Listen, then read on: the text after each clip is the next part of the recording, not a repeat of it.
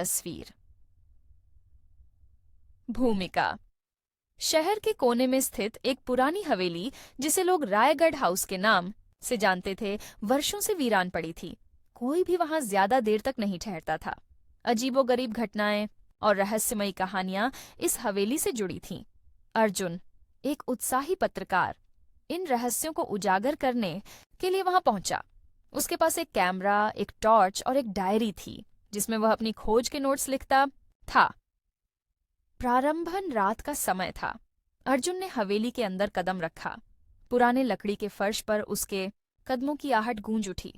दीवारों पर धूल जमी थी और एक अजीब सी ठंडक पूरे माहौल में फैली हुई थी। अचानक उसे एक चित्र दिखा। यह एक अधूरी तस्वीर थी, जिसमें एक लड़की का चेहरा आधा बना था। कौन होगी यह लड़की? अर्जुन ने सोचा। तभी उसे एक हल्की सी आवाज सुनाई दी, मानो कोई धीरे धीरे रो रहा हो। मध्यम अर्जुन ने टॉर्च जलाकर आवाज की दिशा में देखा।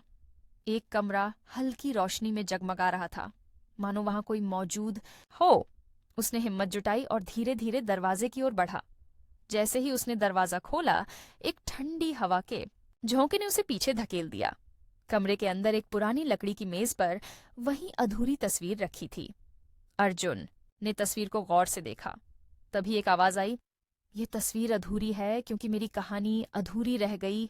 अर्जुन का दिल जोर से धड़कने लगा। उसने टॉर्च घुमाई और देखा, एक लड़की सफेद कपड़ों में खड़ी थी। उसकी आंखों में दर्द और उदासी थी। तुम कौन हो? अर्जुन ने हकलाते हुए पूछा। मेरा नाम राधिका था। मुझे मार दिया गया था, लेकिन मेरी आत्मा तब तक भटकेगी जब तक मेरी कहानी सबको पता नहीं चल जाती। अर्जुन ने हिम्मत जुटाकर पूछा, क्या हुआ था तुम्हारे साथ? राधिका की आंखों में आंसू आ गए। उसने बताया कि हवेली में उसके अपने ही परिवार ने उसे जायदाद के लालच में मार दिया था।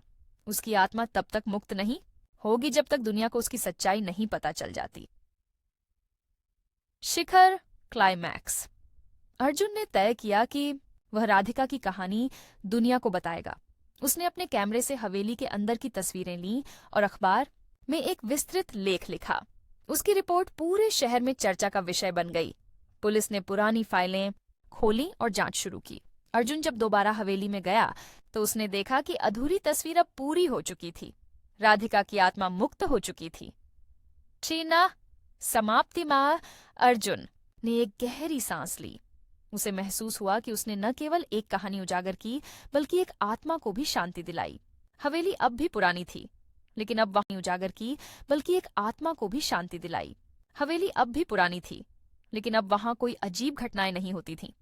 राधिका की आत्मा अब मुक्त थी और अर्जुन ने अपने जीवन में पहली बार महसूस किया कि पत्रकारिता केवल खबरें छापने का काम नहीं, बल्कि सच्चाई को उजागर करने का एक पवित्र कर्तव्य भी है। अधूरी तस्वीर अब पूरी हो चुकी थी।